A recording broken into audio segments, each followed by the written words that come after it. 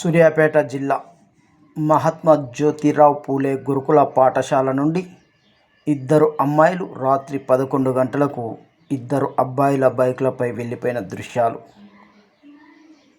Watchman ఎవరూ లేకపోవడం, warden పట్టించుకోకపోవడం, పై అధికారుల వైఫల్యం దృష్టి కల్పిస్తుందని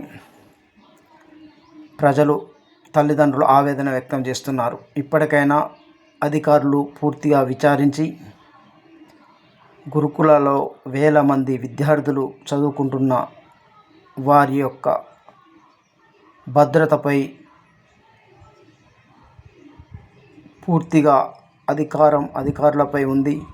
తల్లిదండ్రుల మన్ననలు పొందాలన్నా అధికారులు సరైన నిర్ణయాలు తీసుకొని భద్రతా లోపాలు లేకుండా చూడాల్సిన బాధ్యత అధికారులపై ఉందన్నారు.